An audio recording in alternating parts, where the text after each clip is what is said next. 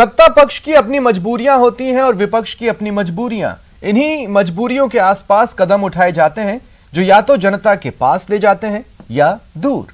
ऐसे में अहम हो जाता है मुद्दा जो सियासी भी हो सकता है या जन से जुड़ा सीधा मुद्दा। फिर एक बार एक मुद्दा तैयार है आपके बीच आने के लिए। स्वागत है आप सभी का। आपके साथ मैं हूं स्वप्निल। महंगाई, वो मुद्दा जिसका मादा हालिया उपचुनावों में कांग्रेस परख चुकी है। वो मुद्दा जिसकी आंच से झुलसकर केंद्र सरकार को एक लोकप्रिय कदम उठाने पर मजबूर होना पड़ा। वो मुद्दा जो कांग्रेस और बीजेपी दोनों को घायल करने की ताकत रखता है। आगामी चुनावों से पहले 2023-2024 की जंग से काफी पहले कांग्रेस ने तैयारी कर ली है इस मुद्दे पर केंद्र पर बढ़त बनाने की, महंगाई हटाओ रैली के जरिए। सवाल यह है कि क्या आज भी यह मुद्दा वोट में कन्वर्ट हो सकता है, क्योंकि हालिया वोटिंग ट्रेंड कुछ और कहानी कहते हैं। क्या कांग्रेस सड़क पर संग्राम कर सकती है? आज इसी पर चर्चा। पहले रिपोर्ट।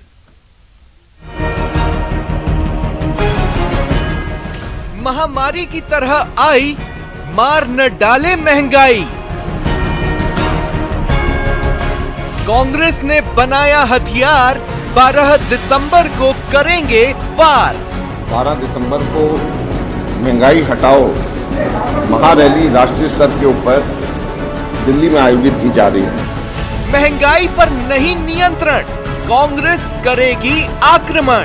तो मोदी जी महंगाई कम करने का वादा कर रहे थे, वो महंगाई कम नहीं करके बल्कि महंगाई बढ़ाने का काम किया है।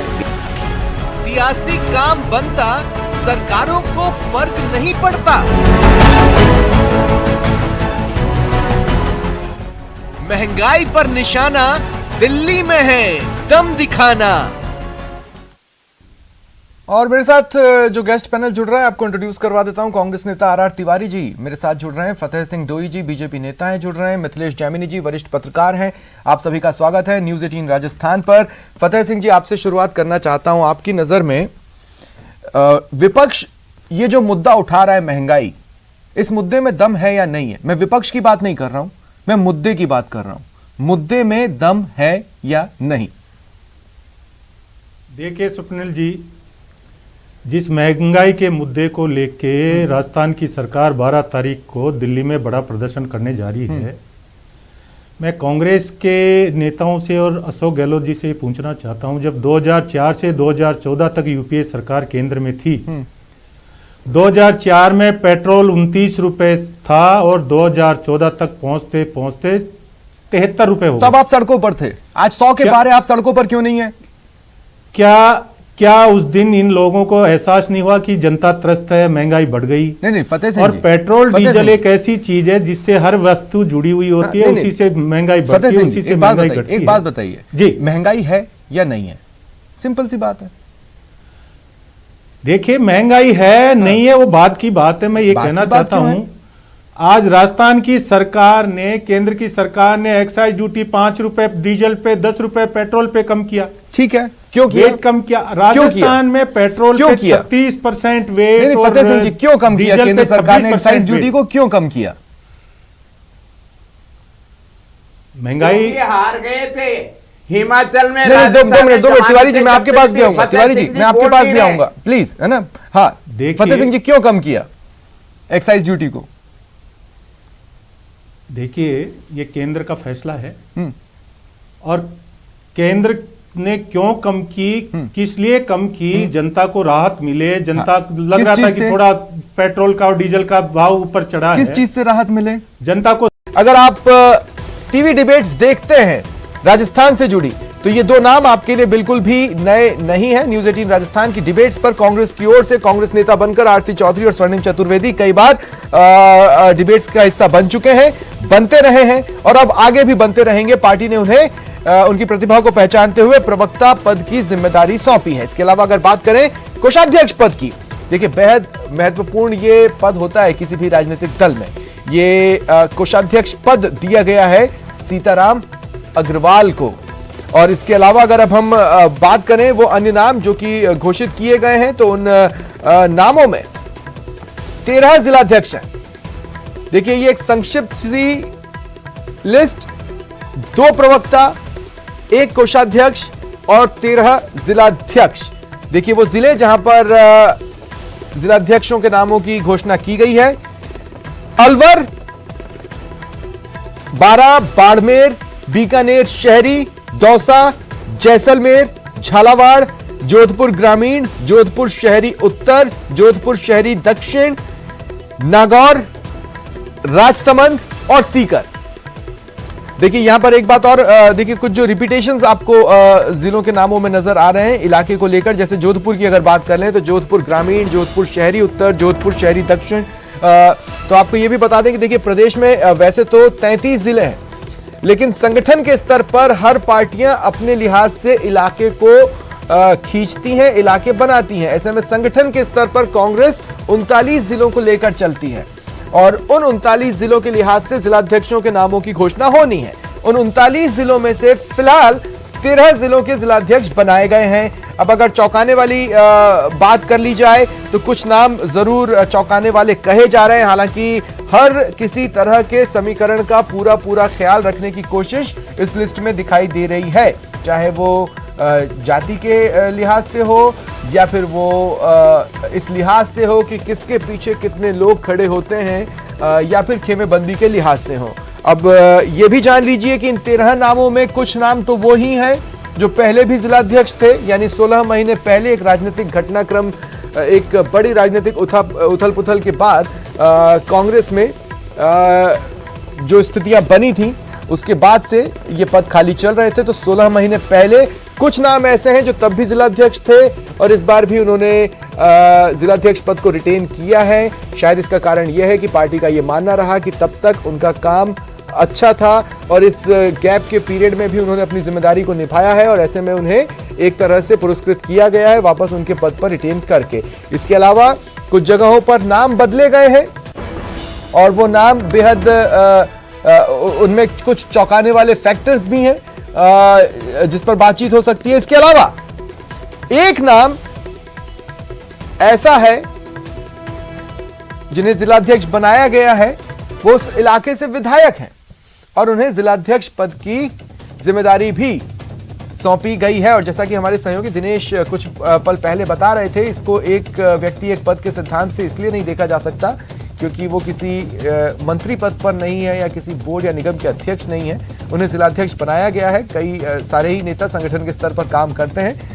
ऐसे में इससे चौंकाने वाली बात सिर्फ इस लिहाज से देखा जाना चाहिए कि एक विधायक को जिलाध्यक्ष बनाया गया है, यानी जिलाध्यक्ष की अतिरिक्त जिम्मेदारी दी गई है और किसी फैक्टर से फिलहाल नहीं देखा जाना चाहिए।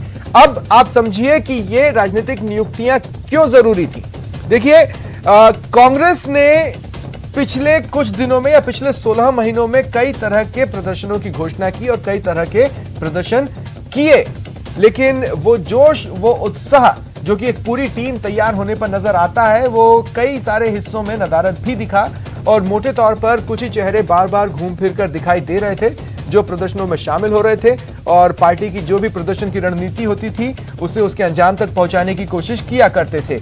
ऐसे में जमीनी स्तर पर जुड़े कार्यकर्ताओं को एक बार फिर उत्साह से भरना, उनमें जोश भरने के लिए राजनीतिक नियुक्तियां बेहद जरूरी थी पार्टी के लिए और इसीलिए ये बहुप्रतीक्षित भी थी।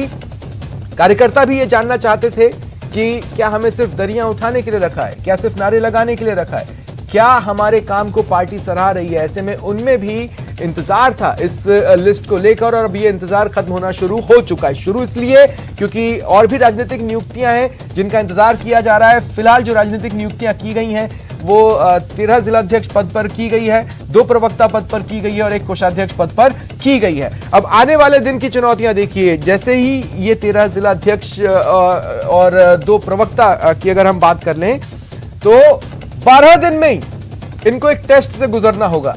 दरअसल 12 दिसंबर को कांग्रेस की महंगाई हटाओ रैली होनी है और ये रैली होने वाली है जयपुर में। अब जयपुर में होने वाली रैली, हमने ये सवाल उठाया था कि जब संगठन के पद खाली चल रहे हैं और रैली को सफल बनाना हो तो सबसे अहम जिम्मेदारी संगठन के पद पर बैठे व्यक्ति की होती है।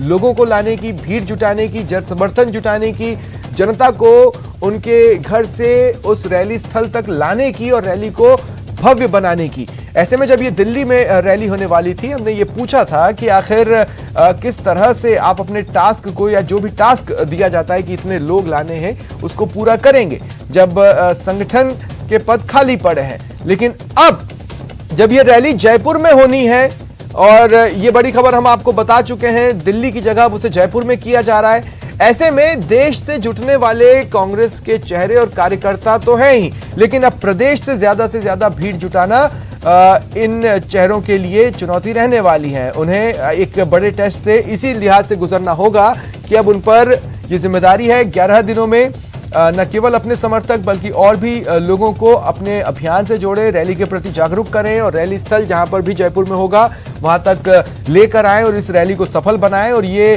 दिखाएं कांग्रेस आला कमान को भी और कांग्रेस के प्रदेश नेतृत्व को भी कि उन्हें जो जिम्मेदारी 1 दिसंबर 2021 को सौंपी है वो उस पर खरा उतरने के लिए पूरी तरह तैयार है।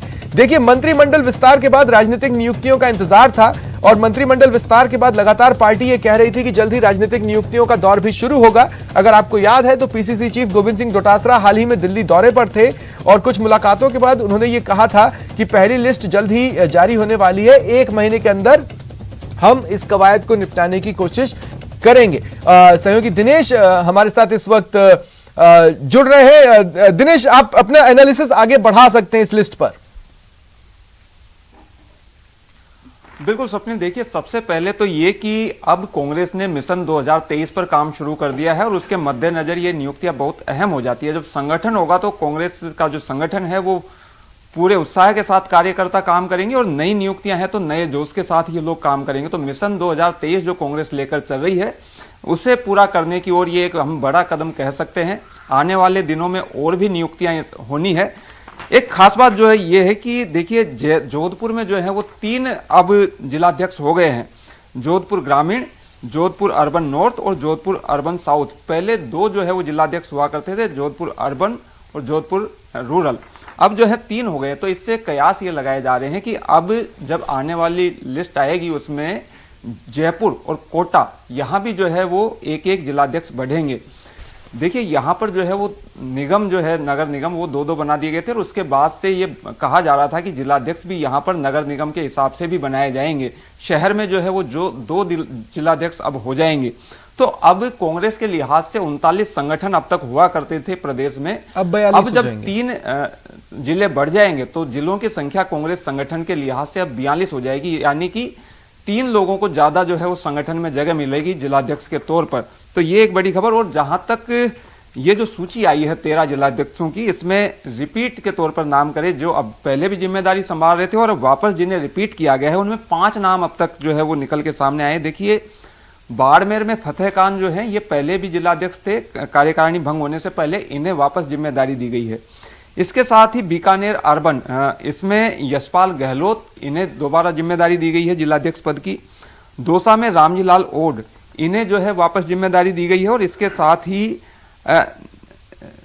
जोधपुर ग्रामीण में हीराराम मेघवाल विधायक भी हैं बिलाड़ा से और इन्हें जो है वो जिलाध्यक्ष पद की भी जिम्मेदारी दी गई है और दोबारा इन्हें जिलाध्यक्ष बनाया गया है।